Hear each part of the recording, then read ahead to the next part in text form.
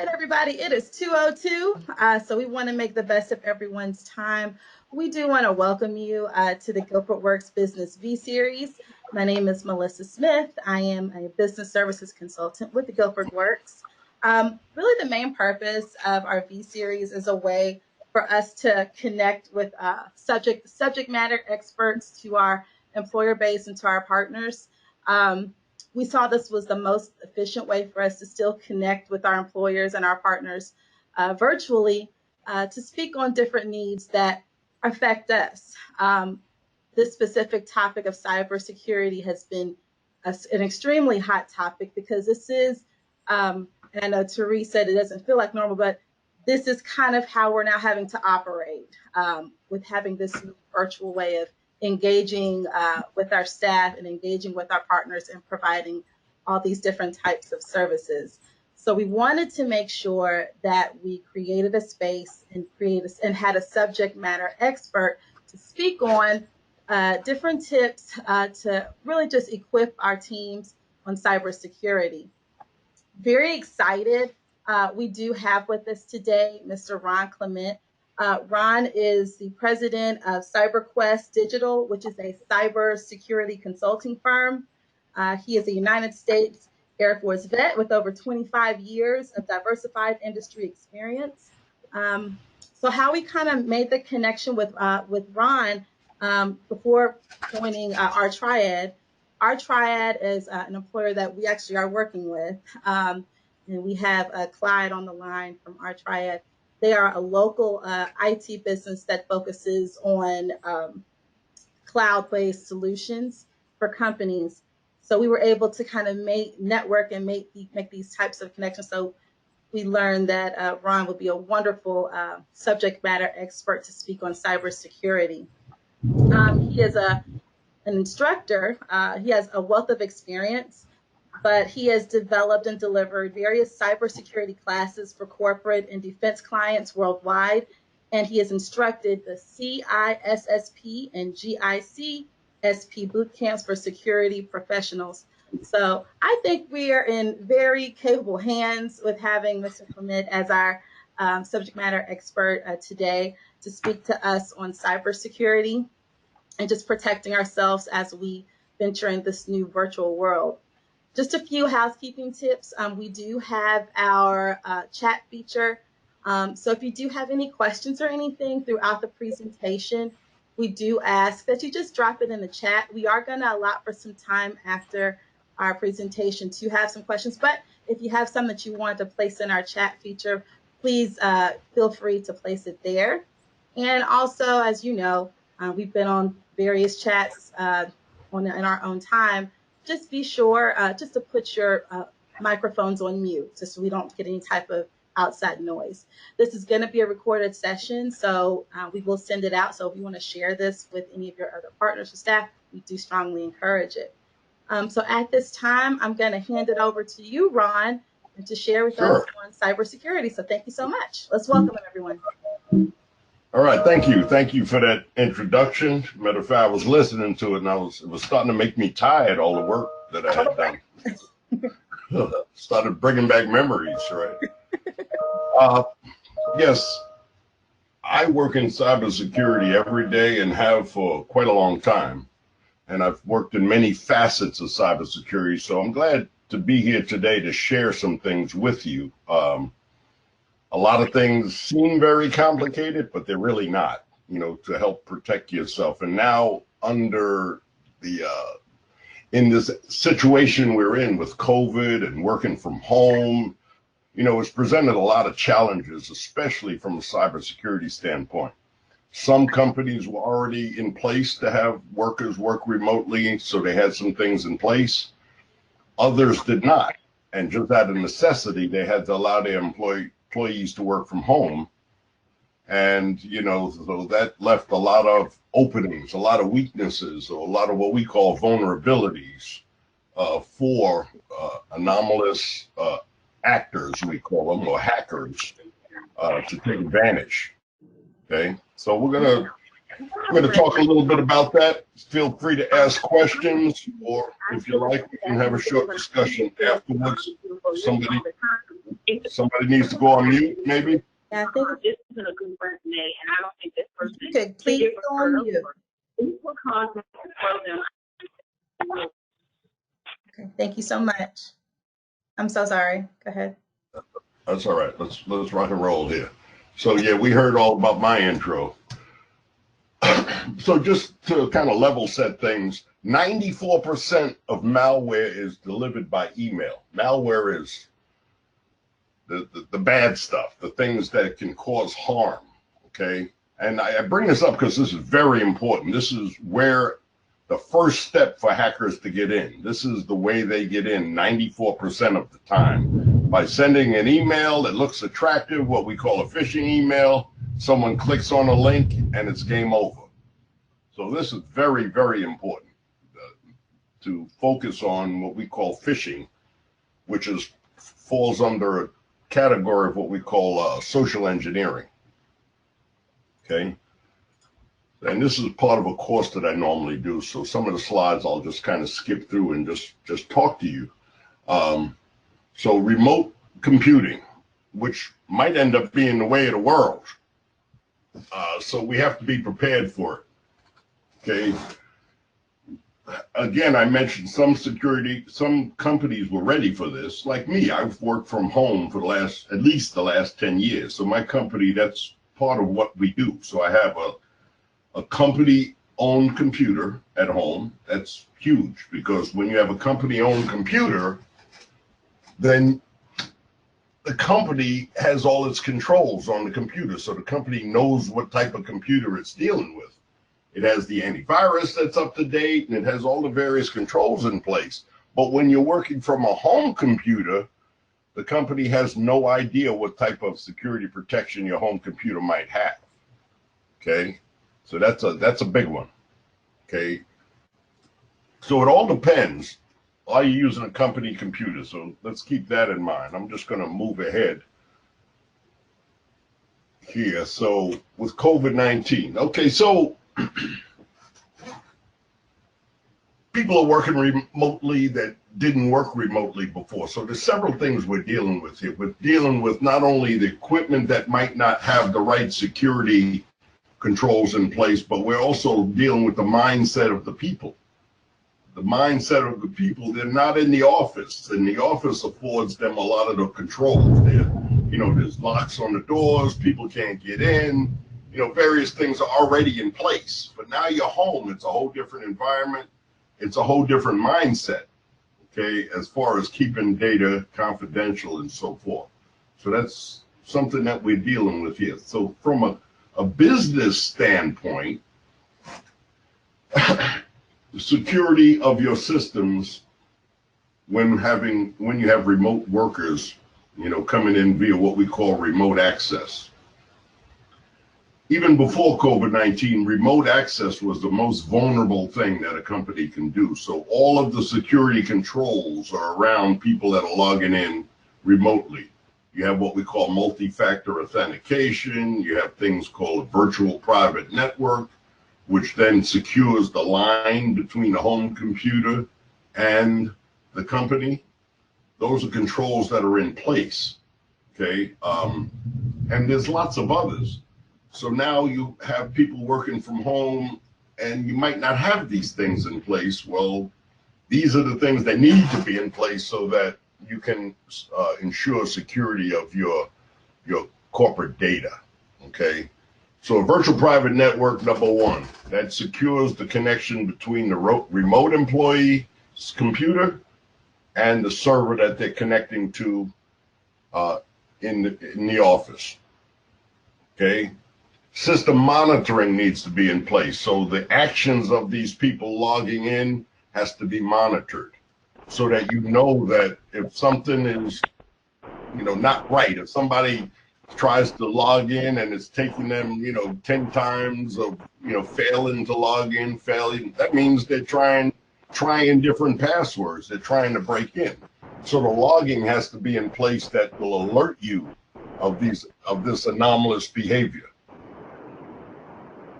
Okay, multi-factor authentication. What is multi-factor authentication? Multi-factor authentication, normally we just use a password to get into a system or to a network. And a password is something you know. So if I'm looking over your shoulder and I guess your password, or I watch your keystrokes or whatever, then I'm in. I got your password. So to cut down the probability of that happening, we use what we call multi-factor authentication. Multi-factor authentication uses multiple factors of identity. For example, something you know, like your password. Something you have, like one of these key fobs, you know, that attaches to your keychain. I was looking for mine. So that you have to, or you get it on your phone. You'll get a code on your phone that you have to then type in. You're the only one with your phone. So chances are, if you have the password and you have your phone, then that's you. That's the whole point. They're trying to do what they call authentication. And authentication means you are who you say you are. So that's two factors right there. Something you know and something you have, which is that code that they sent to your phone. And there's a third factor that you could use, which is something that you are. And that's, you know, like a retina scan, an eyeball, a fingerprint, or what have you. So you really just need two of those factors.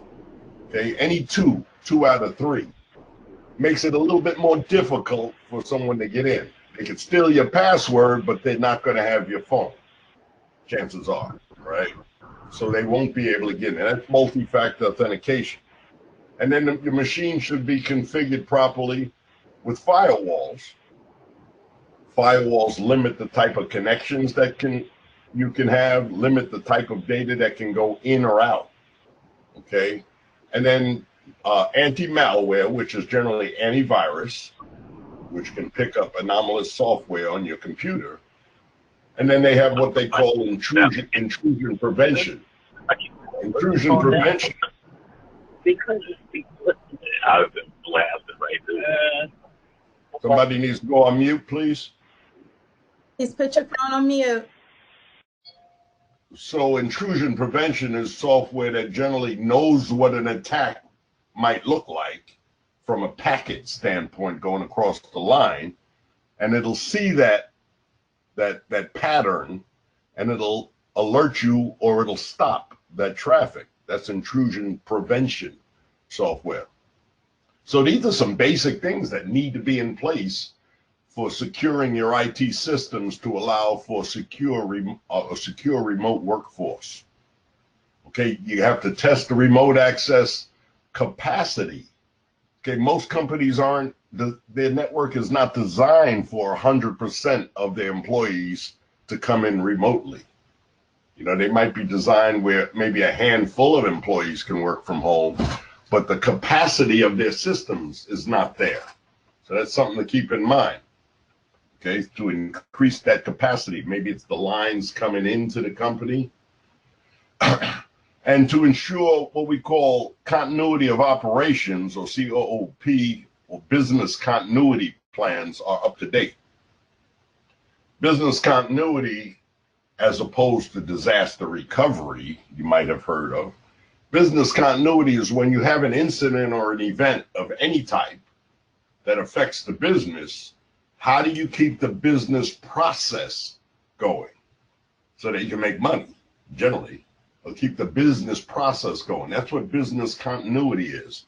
And so that's really continuing the business process. Whereas disaster recovery is, you know, your business is decimated, it's done. How do you come back and get back to work?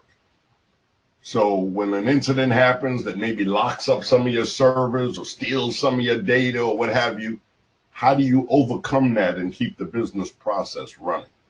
Okay, that's what that is. So just some definitions here to give you a little background. Okay, awareness, like what we're doing now. This is awareness, okay? It is huge. Training and awareness is huge. An example, you know, you can have a company and you can spend millions of dollars protecting your infrastructure with routers, intrusion detection, all kind of gizmos, right?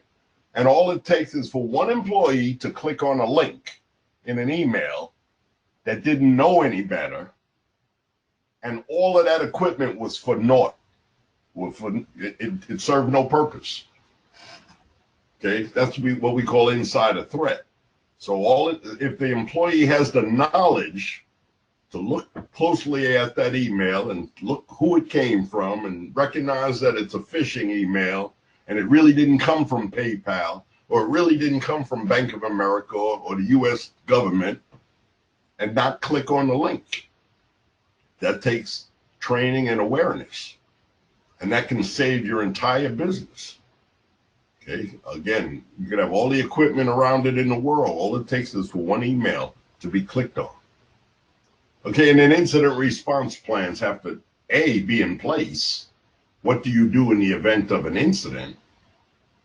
And people have to be trained on that and be aware of what their actions need to be when an incident is declared. We are having an incident.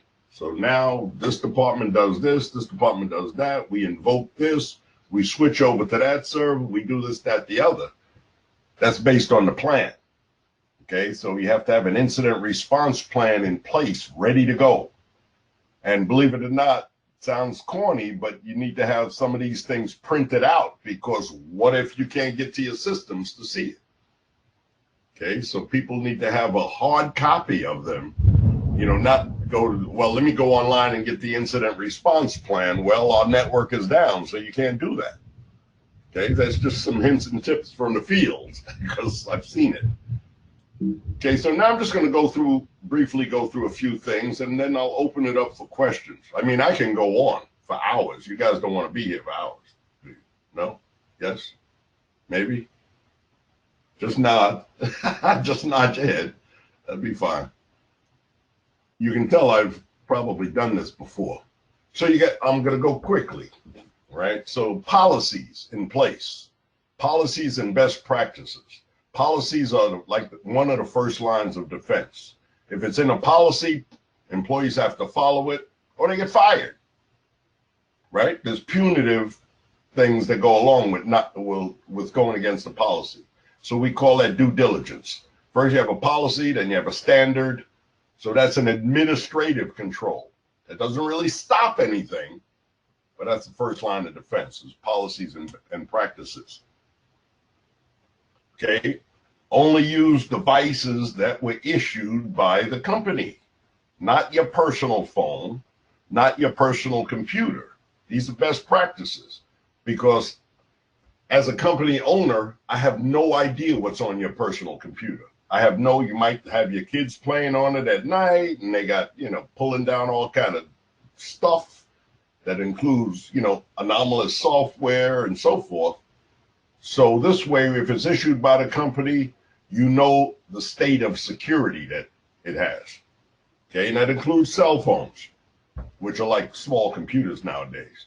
Use a VPN, which stands for Virtual Private Network. The best way to explain a VPN is we can use the internet to get to the job, to log into the job, and the internet is free. Well, not free, but free, right? Compared to the old days where companies had to pay thousands of dollars a month to have an internet connection, right? But the thing about the internet, it's not secure. So we use a virtual private network, and the best way to explain that, if you look at the internet as a cloud, a big cloud that people are connecting through, the internet is like having a secure pipe go through that cloud. I'm sorry, a VPN is like a secure pipe going from end to end through the public network. Okay, so it's like you got a secure tunnel, and that's exactly what that is. So you should have VPN set up for your company, for your employees to log in using a virtual private network. Update your router software, update lots of software, but definitely your router software, because any software that's not updated, chances are it's going to have vulnerabilities that are very exploitable that the hackers know about. So you need to keep your router software and / firmware, they call it, up to date. I can't say it enough. Think before you click. Sometimes we're just in a hurry. Oh, I see this email. Oh, yeah, what do they want? Let me click. And then you're done. You don't know it. but it downloaded something to your computer. Now it's capturing all your passwords. It's sending them to the hacker. They're logging in as you. So everything that you have permission to, now the hacker has permission to get to. And that's where it begins. Then they do what they move laterally. So they get in, and now they move to all the other systems in your company. Okay? So that's generally what happens. Okay? So that's just something to be aware of. Think before you click. Sorry.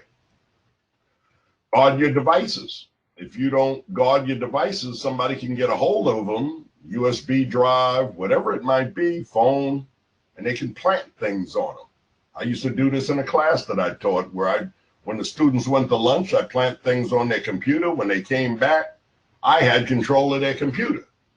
And they're sitting there wondering why their screen is flashing and the computer is going off and rebooting and whatever. But just in that short amount of time, I took control of their computer. And it happens very easily. I hand you a USB drive and say, here, look at the pictures of my kids, or here's my resume. And the moment you stick it in your computer, all that software is loaded in the background.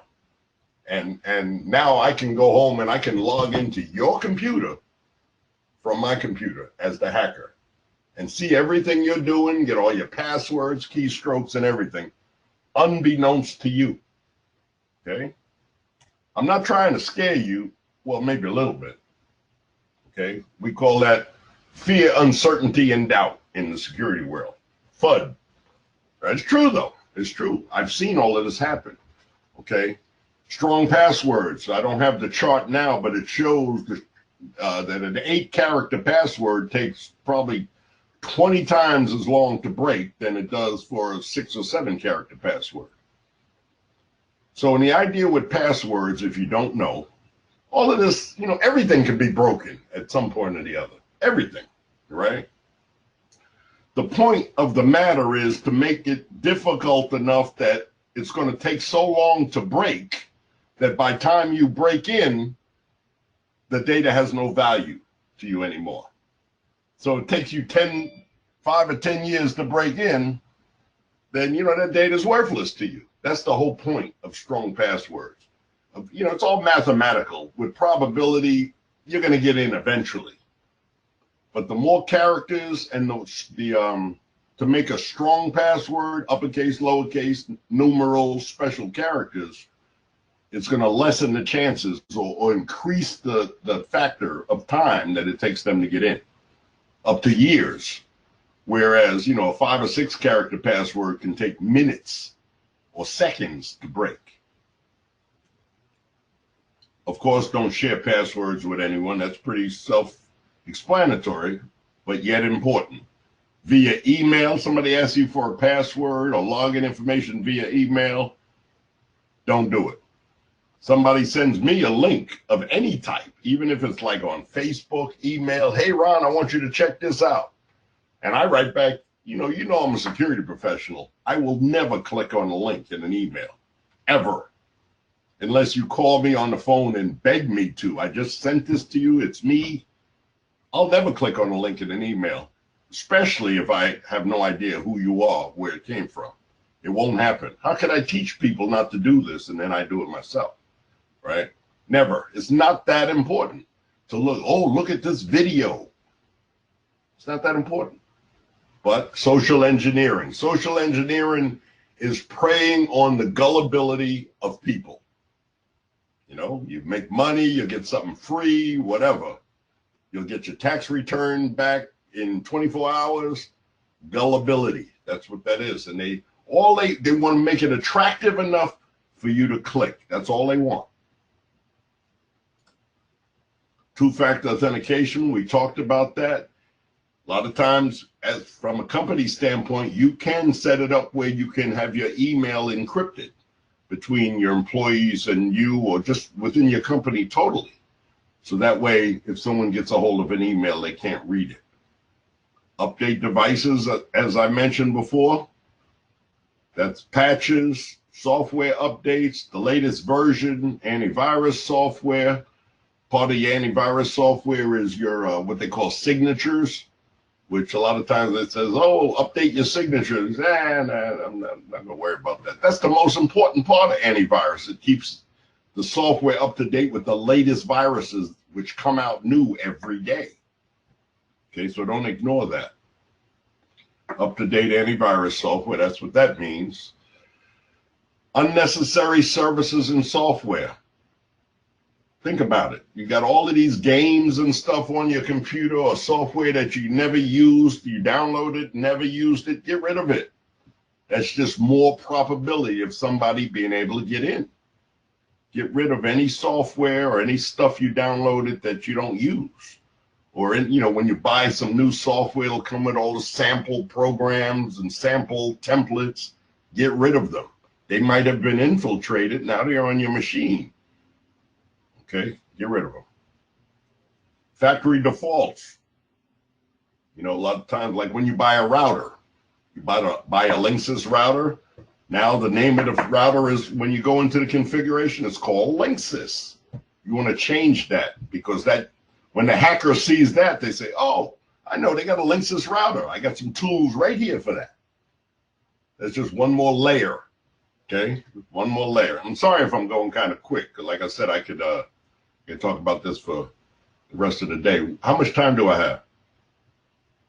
Can anybody tell me? Oh, you're still good on time. Okay, you have to tug on me, because I get excited about this stuff. No, you're good on time.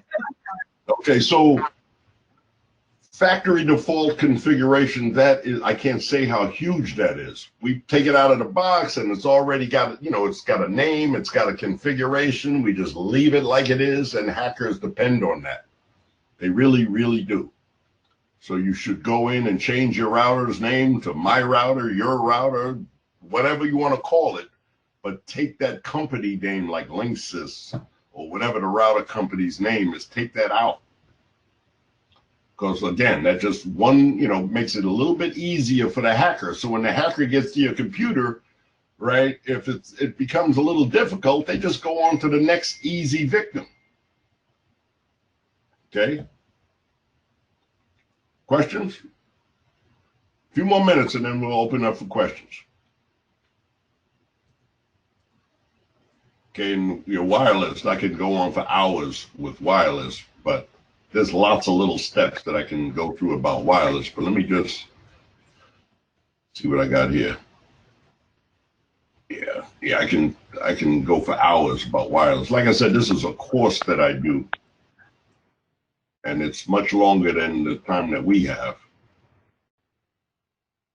I think I hit all the main points. Let's open it up for questions and discussion. Maybe you can tell me a little bit about the situation that you're in, some questions that you might have on how you can configure your infrastructure, you configure your business a little bit more securely, or any tips and tricks that I could give you. Yeah, actually, I do. I'll start it off with a few questions. I know you had mentioned about antivirus software, and I know we kind of hear about all different types of recommendations.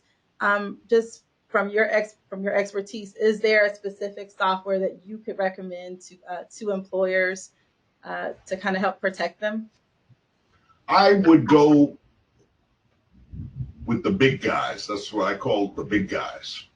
The well-known large companies that have been around for a while, like Symantec and so forth.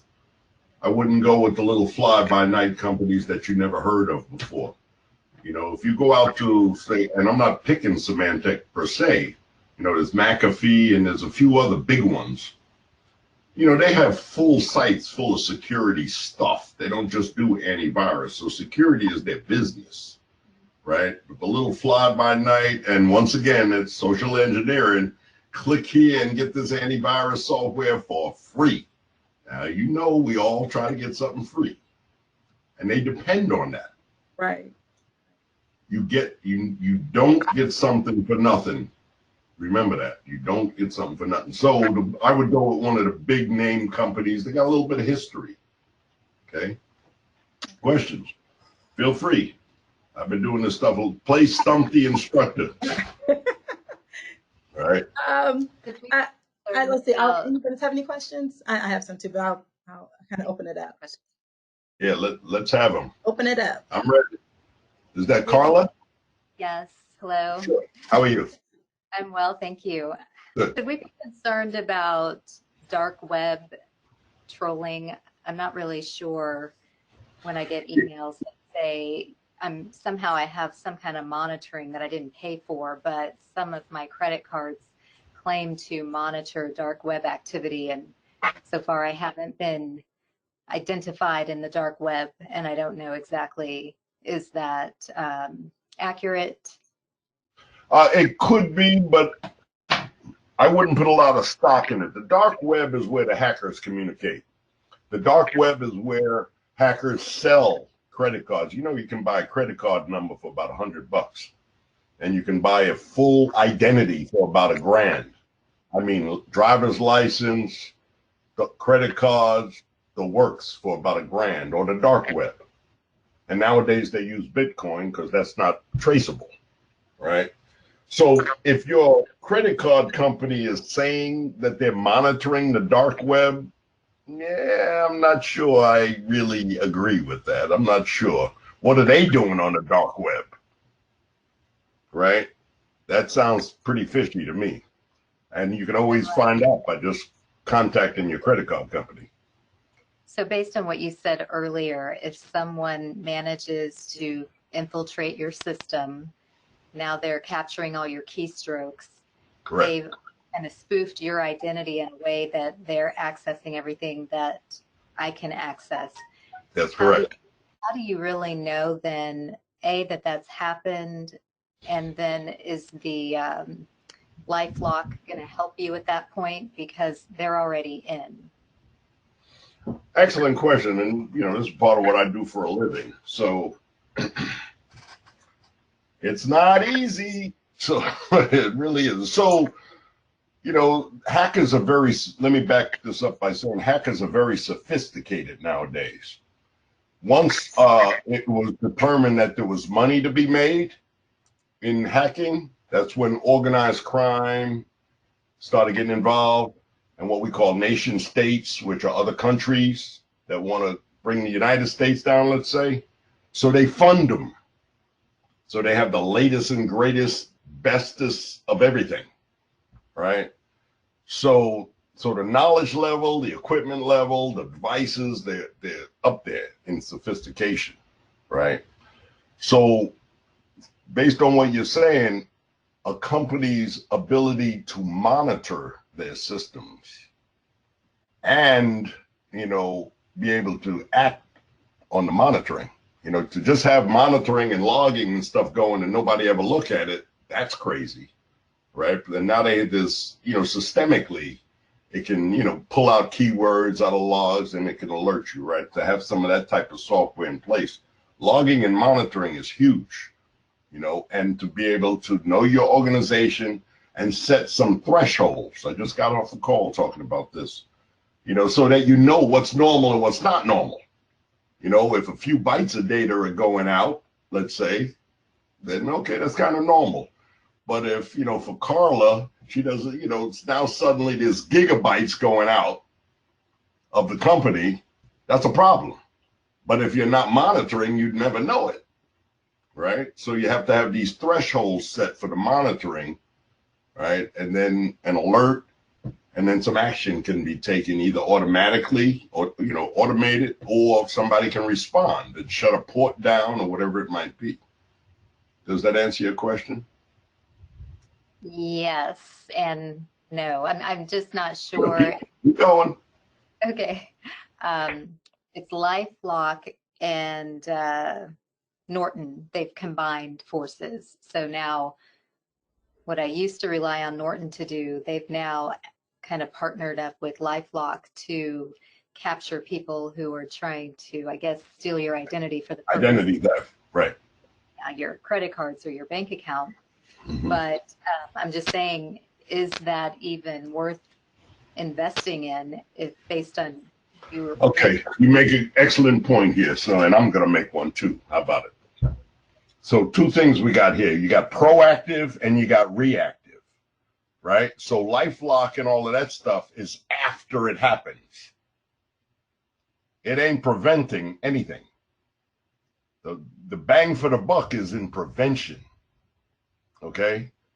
You see what I mean? So LifeLock is, oh, we're going to guarantee if your identity gets stolen, we'll do this and that and that and that and the other. You don't want it to get stolen.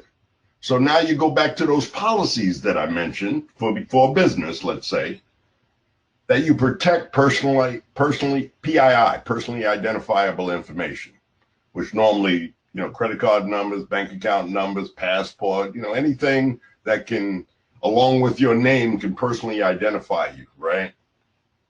That's huge. That has to be protected. And the policy should say something like anything that contains PII should be encrypted at rest, which means when it's on a drive, encrypted in transit, that means when it's going across the internet, right? So there's some policies and standards that need to be in place. Those other things, remember, these guys are in business to make money, right? They act like they really care about you, but they really don't, right? Right? So your bang for the buck is in prevention before that happens, right? And once again, you mentioned identity theft. That's big business, big bucks. That's where the dark web gets those identities that they can sell. Make sense? Yes, thank you. Okay, let's have another. Actually, Ron, we'll try. We have a question in the chat. Let's see. We are a Mac environment. We pay for antivirus software. Should we also download the malware? What was the first part? We have what kind of environment? A Mac environment. A Mac environment. Okay, and we paid for software. Yeah, it was a little distortion. I didn't catch all of that. A Mac environment, and you have. I'll chime in. It's Joyce. I'm the one who texted the question. Okay. My office is a Mac environment. Right. We've loaded Trend Micro on all the computers. Right. And we have other security things to make sure you don't log in. But I wanted to know, did it make sense to also download the malware software? Because I was told that antivirus covers for malware, so I don't need to that software malware, like the blue logo? Yeah. The malware bytes. So I wanted to know, should we download that as well on our computers? Because I was told it was not necessary since we have virus. Personally, let's get some terms together here. There's lots of different types of malware. Viruses are one of them. You see what I'm saying? So there's lots of different. Phishing email is malware. Anything that's trying to hurt you is malware. So, it might be just, semantics. It might be some terms going on here. It's all malware. And if it's called malware, if that's the name of the product, so I think about that a little bit. It's all malware. So if you have antivirus and a good reputable antivirus, which I don't know a lot about Trend Micro, I know they've been around for a while, but the thing is to have the software and keep it up to date and keep the signatures up to date. People don't really realize the signatures are the most important piece of antivirus, because the signatures are the latest and greatest viruses that have come out. And if you don't upload the latest signatures, then this new virus comes out and gets you. The antivirus software is not going to catch it.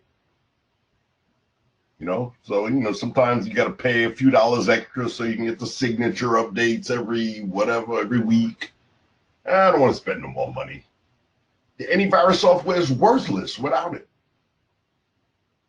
Okay, a lot of people don't realize that. Questions? I have another question, if I may.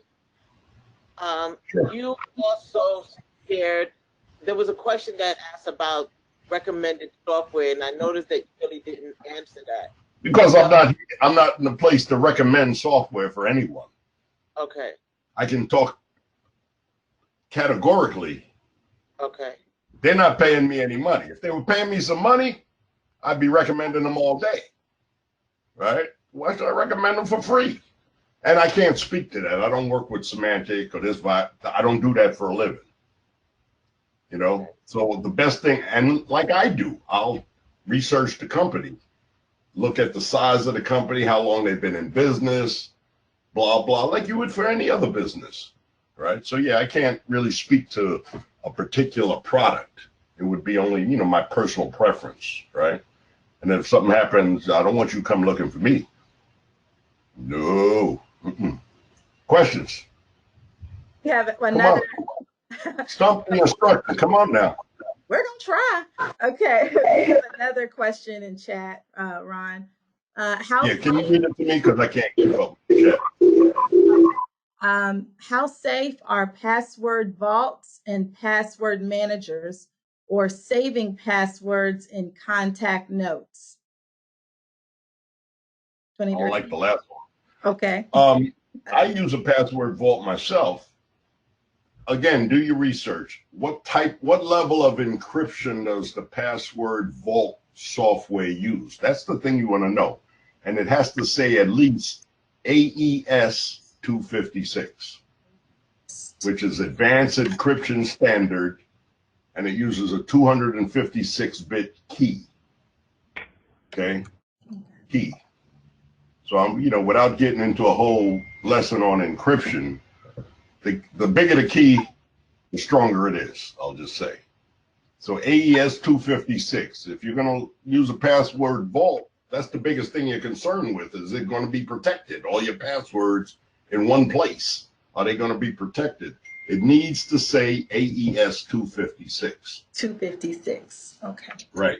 AES 256, go on Google, look it up, and you'll see what I'm saying. That's the strong, not the strongest, this stronger. That's the minimum baseline for encryption nowadays for the government and everybody else. All right. Thank you.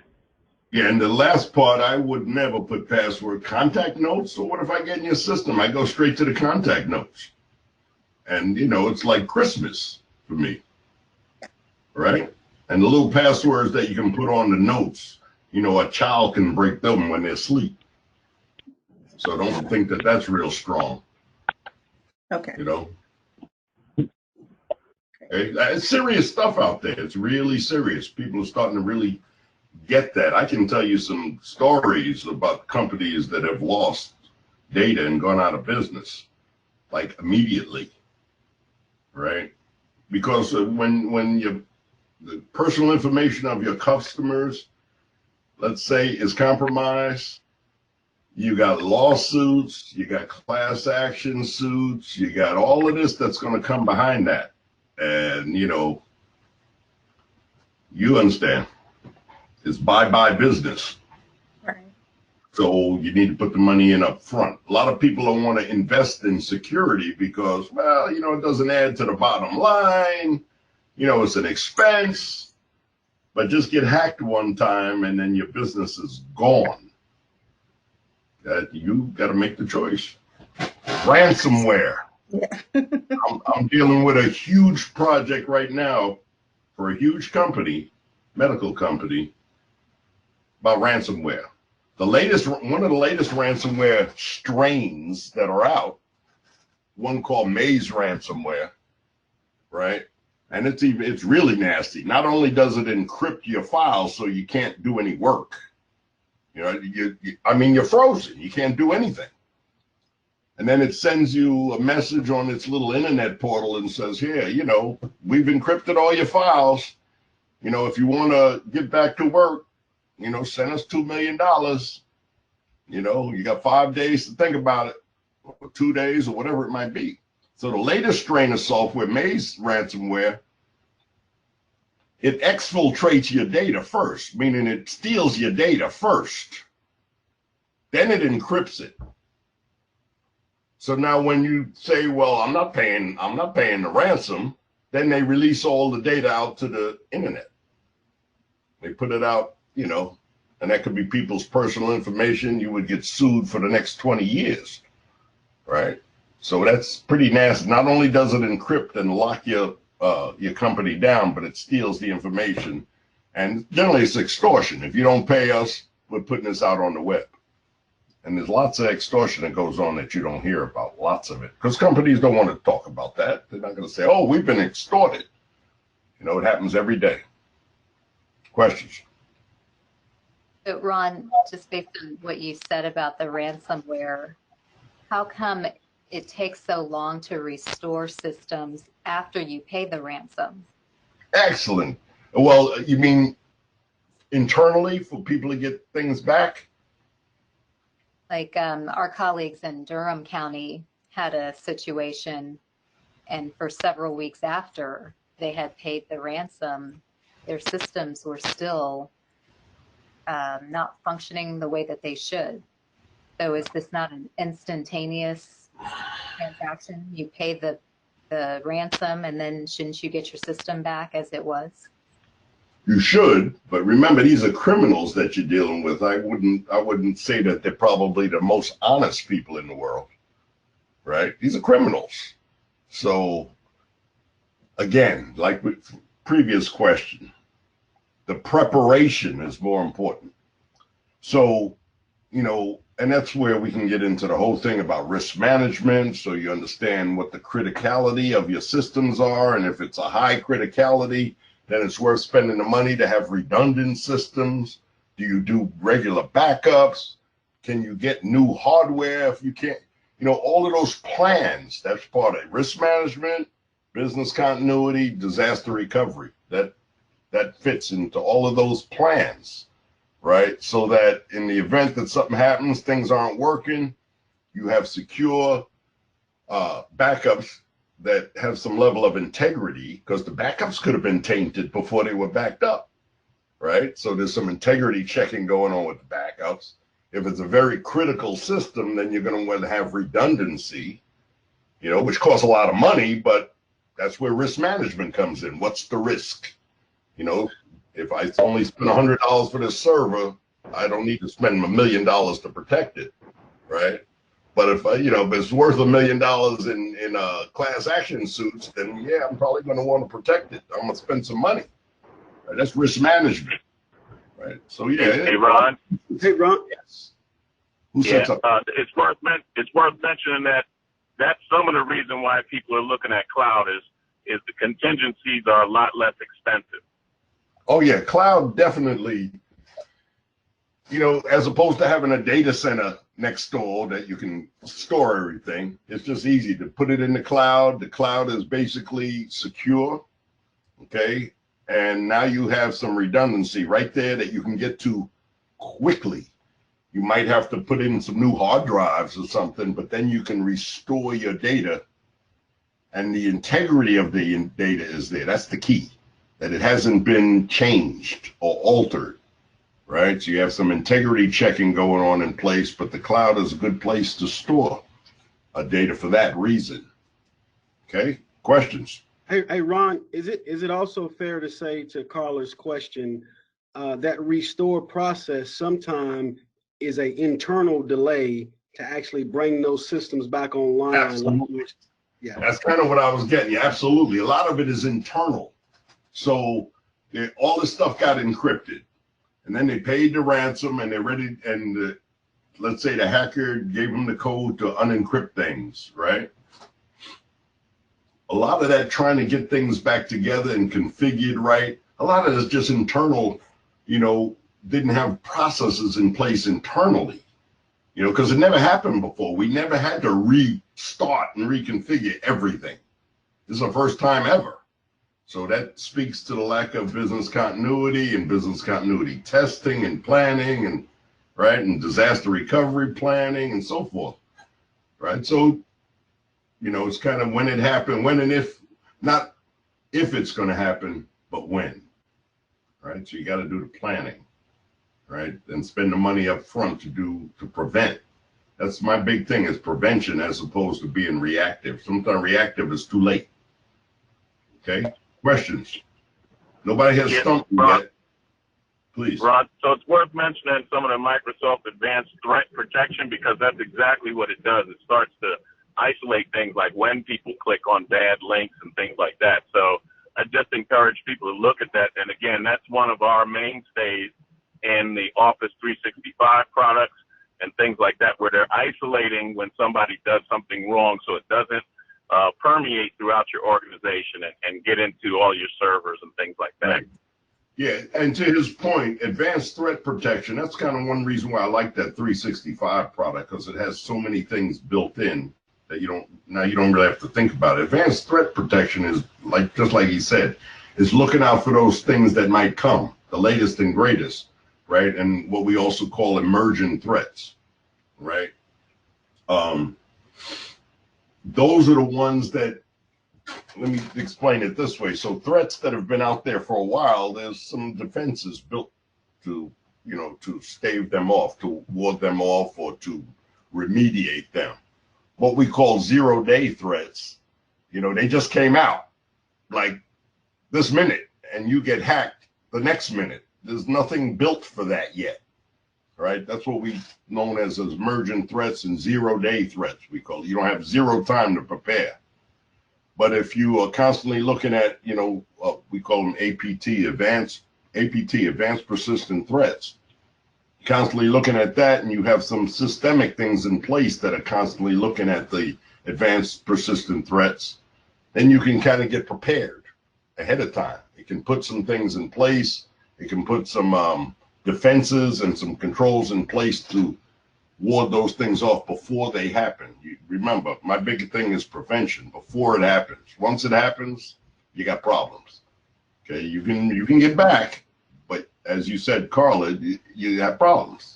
Getting things reconfigured. Well, we never had everything go down before, so we don't know how to put all this stuff back together at one time. But meanwhile, you're losing business, right?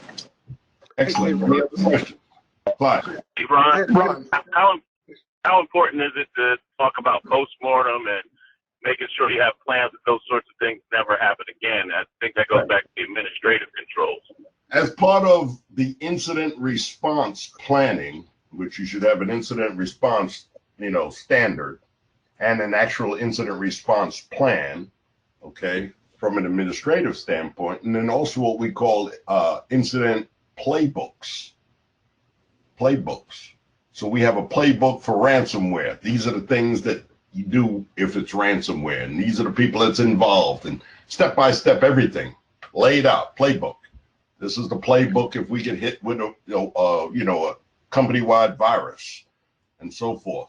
So incident response plans, one of the steps in an incident, in doing incident responding or incident management, is to conduct what they call a postmortem or an after-action report. So you sit down, everybody sits down, and they say, this is what happened, this is how they got in, we did these forensics, and we found out this, that, and the other. Now, what do we need to put in place to prevent it from ever happening again? That's a postmortem. And then you make some changes in standards, policies, procedures, plans, so that, you kind of rectify that security weakness, okay, or vulnerability. Okay. Hey, Ron, you were hitting on it a little bit there, but this is a pretty loaded question, but maybe if you could help the group here start to understand as an organization, how do you start to, there's a lot of different security threats that are going to occur or whatever, but how does an organization start to think through how to start layering in my security, and what is a priority, whether it be endpoint devices, whether it be, enterprise systems, how do we training for users? What is that thought process? How does that look when you start to sit down with an organization and start to, put a game plan together? Okay, excellent question. There's a lot of pieces. First primary piece is risk management. Okay, and under that falls, your asset inventory. You can't protect things you don't know you have. And, if you have assets in your company, are they your assets, or did someone plant that machine there? Right? That's asset management, asset inventory. Then you understand what the risks are based on your company, what we call a risk appetite. How much risk can your company take before it falls apart? Right? That's a risk appetite or risk tolerance, we call that. Then you start building things around that. Well, okay, we know this system. We do what we call a business impact analysis, and we know this system is critical to our business. If we lose it, and it might not have no personal data on it, but if we lose this system, we're done. So now the criticality is high on that system, and you pour some money into protecting it, right? Okay, then you branch off into the administrative controls, policies, which are high-level statements from management that say you must protect data. And then the standard is going to say, these are the levels that you have to protect the data at. Then the procedures are going to say, and this is how you do it, right? This is how you protect that data. This is how you encrypt email. This is how you encrypt files, right? So you got that hierarchy, policies, high level, standards, baseline, procedures. This is how you do it. But they're all directive.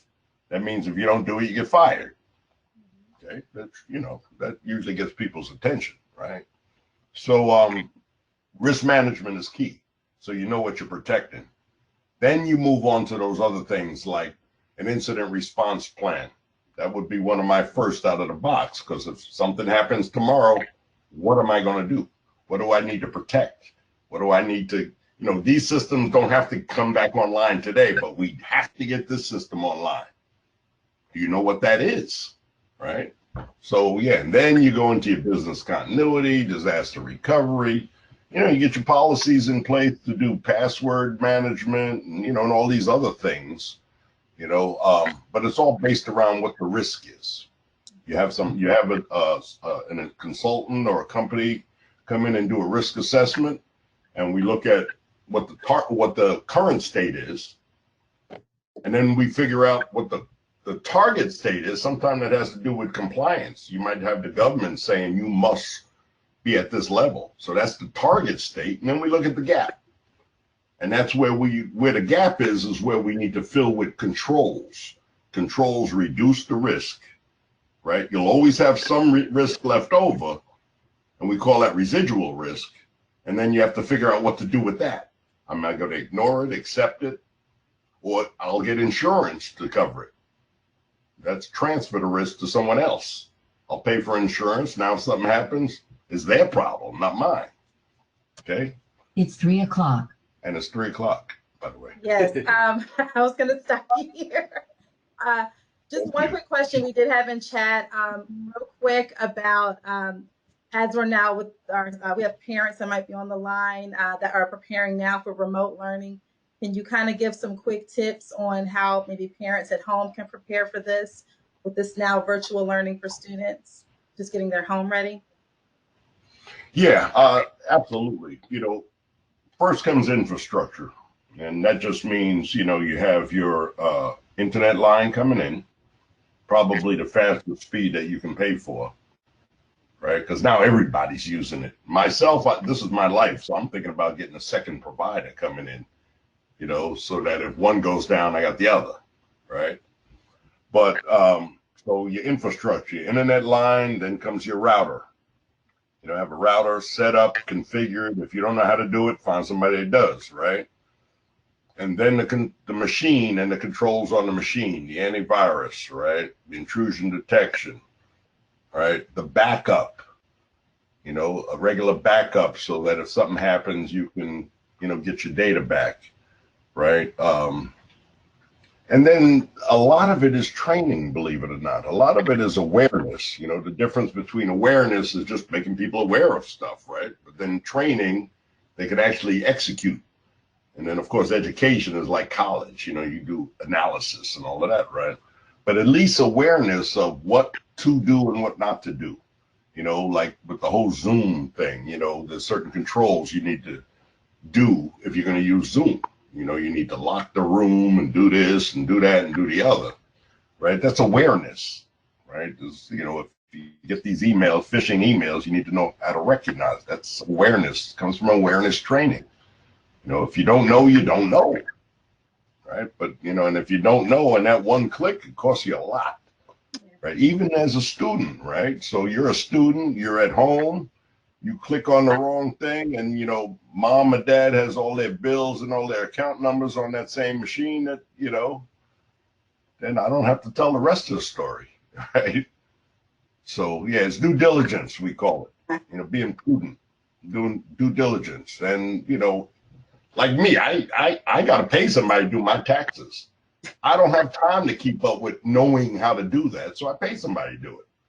I used to know how to do it, but, you know, I got too much going on. So same kind of thing. You're trying to run a business, get an expert to come in and do some of that thing, or get somebody to come consult with you to how to secure your home network, right? So again, you don't get something for nothing, right? Questions? I think that's about all of our questions, but I will say this. If you did, if you had a question we could not get to during this session, I did include Ron's information at the beginning of the chat, as well as our business services team information if you wanted to shoot us something. Ron, I can't thank you so much for just sharing with us today. This was a very interesting topic, not really too sure how to delve into it, but thank you just for making it very clear to us to understand, so we can translate and share it with our partners here. Anytime. Definitely. Thank you so much. So we'll have to do more of these different forums just to continue this awareness piece and the prevention piece. Absolutely. We do want to thank everybody Melissa? for joining us. Yeah. Is that Kevin? Yeah, I'd also just like to let people know if they want to go and contact us about any of the assessments or follow-up, anything like that, ask further questions, you can go to RTriad.com and we have a contact us page. I will definitely put that in the chat, and I will send that as a follow-up to our members that participated with us today. I will definitely put that in our follow-up email. So thank you so much, Kevin. I'll definitely share that. Thanks for being a great audience. Yes. All right. Thank you. One quick thing, we will have our next webinar on next week on August the 5th. Our topic will be on engaging our reentry population, or our justice served population. So we'll be sharing that information with you shortly. Hope to see you again, and everyone have a nice afternoon. Thank you again, Ron and Kevin and Clyde. Hi.